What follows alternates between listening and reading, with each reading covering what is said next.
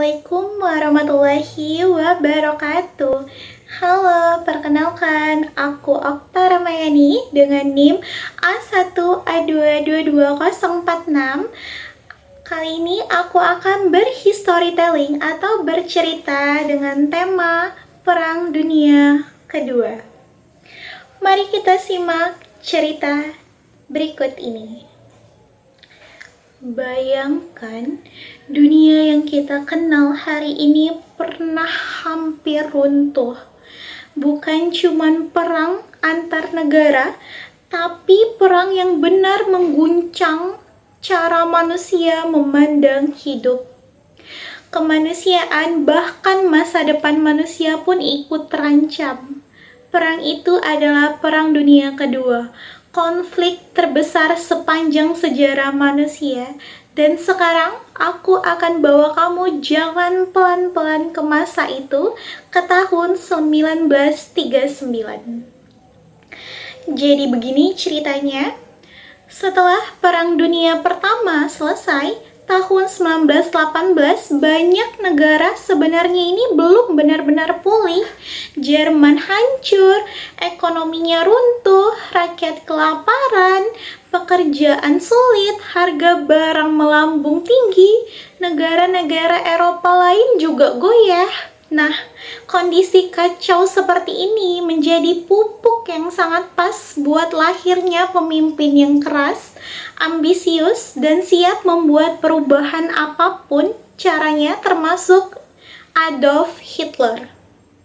Hitler ini muncul sebagai sosok yang katanya bisa menyelamatkan Jerman.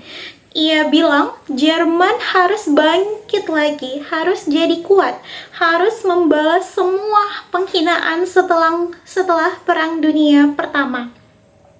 Dan ya, banyak rakyat yang percaya karena mereka memang butuh harapan yang besar setelah Perang Dunia Pertama. Di sisi lain, ada Jepang di Asia yang merasa negaranya kecil tapi punya ambisi yang besar.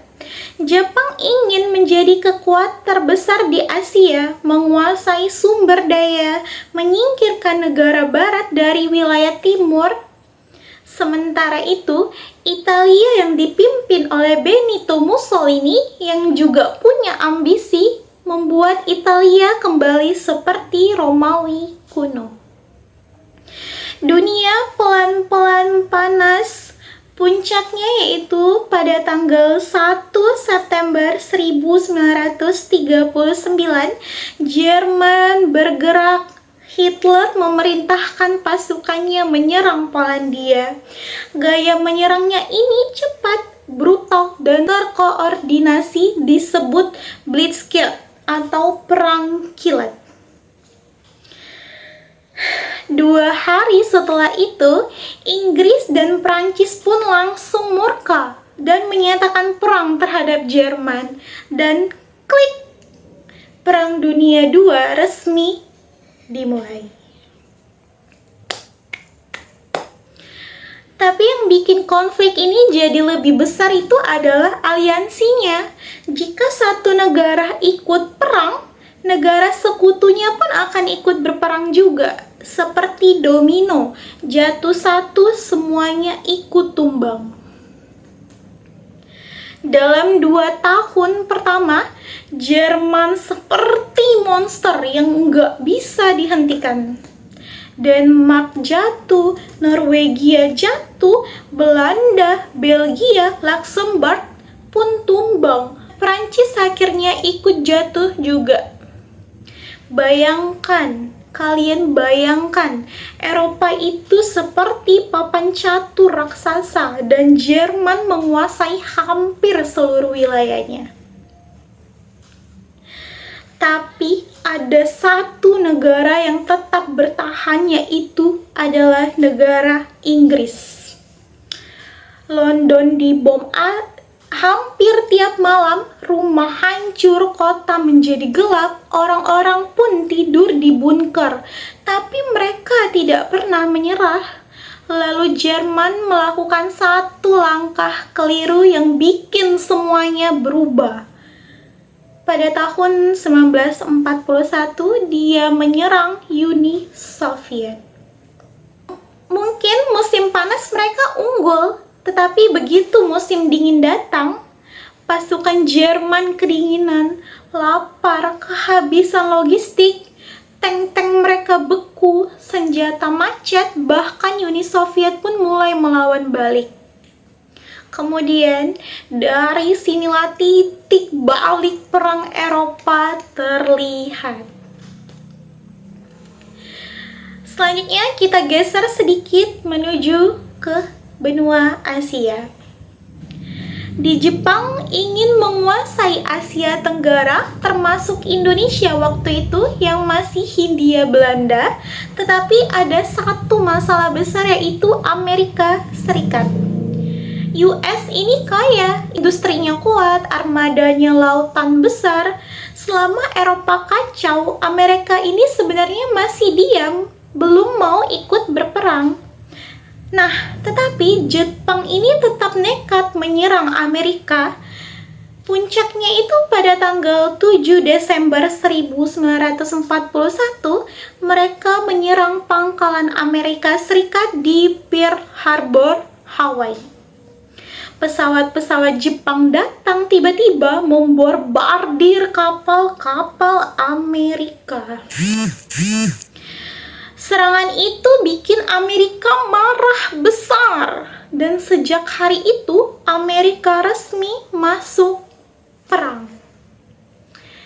Dan percayalah, masuknya Amerika Serikat inilah nantinya yang akan mengubah jalan perang secara total. Mulai tahun 1942 sampai 43, negara-negara sekutu mulai bangkit. Di Eropa, Uni Soviet menang besar di pertempuran Stalingrad. Jerman mulai mundur. Sekutu menyerang Afrika, lalu naik ke Italia. Di Pasifik, Amerika menang di Midway. Jepang mulai terdesak. Jadi pulau yang dulu direbut Jepang diambil kembali. Bayangkan, perang terjadi di dua benua, dua samudra, jutaan tentara, jutaan korban, dunia benar-benar seperti neraka. Tanggal 6 Juni 1944, keringat, darah, dan keberanian bergabung menjadi satu. Hari itu kemudian disebut The Day. Ribuan kapal sekutu menyeberangin Selat Inggris menuju pantai Normandia, Prancis. Puluhan ribu tentara mendarat sambil ditembaki pasukan Jerman dari bukit-bukit. Itu salah satu momen paling heroik sekaligus tragis dalam sejarah dunia. Tapi dengan terjadinya serangan itu, sukses besar. Dari situlah Jerman mulai benar-benar tertekan. Pasukan sekutu di barat dan Uni Soviet di timur mulai mengepung Jerman jadi satu. Seperti dua dinding yang makin mendekat. Akhirnya hari itu pun tiba. Awal tahun 1945, Berlin hancur lebur. Uni Soviet masuk ke timur, sekutu di barat. Hitler kemudian bersembunyi di bunker bawah tanah, dan pada tanggal 30 April 1945 Hitler mengakhiri hidupnya sendiri. Dan setelahnya beberapa minggu kemudian Jerman akhirnya menyerah tanpa syarat. Eropa lega, tapi perang belum selesai, masih ada Jepang. Di Asia, Jepang masih bertahan mati-matian. Amerika ini sebenarnya sudah lelah untuk berperang bertahun-tahun. Akhirnya Presiden Truman mengambil keputusan paling ekstrim dalam sejarah, yaitu menggunakan bom atom. Akhirnya, pada tanggal 6 Agustus 1945, bom pertama dijatuhkan di Hiroshima. 3 hari kemudian, bom kedua di Nagasaki, Jepang. Dampaknya sungguh mengerikan. Kota Jepang itu luluh lantak, ratusan ribu orang meninggal, sampai akhirnya Jepang tak punya pilihan selain menyerah. Akhirnya, tanggal 15 Agustus 1945, Perang Dunia Kedua resmi berakhir. Perang ini sendiri meninggalkan luka besar, 70-80 juta orang meninggal, kota-kota hancur, ekonomi dunia runtuh.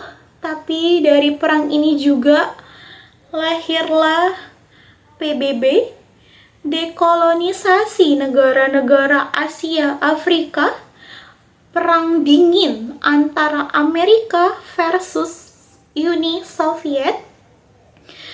Kemudian juga muncullah teknologi militer dan medis yang berkembang dengan pesat di abad ke-20-an. Juga lahirnya Indonesia sebagai negara merdeka tahun 1945. Akhirnya dunia benar-benar berubah selamanya. Nah, itulah perjalanan panjang Perang Dunia Kedua. Perang yang bukan hanya soal senjata dan kekuasaan, tapi juga soal manusia yang bertahan hidup di tengah kegelapan. Semoga cerita ini bikin kita semua lebih paham betapa berharganya perdamaian itu. Damai, damai, dan damai.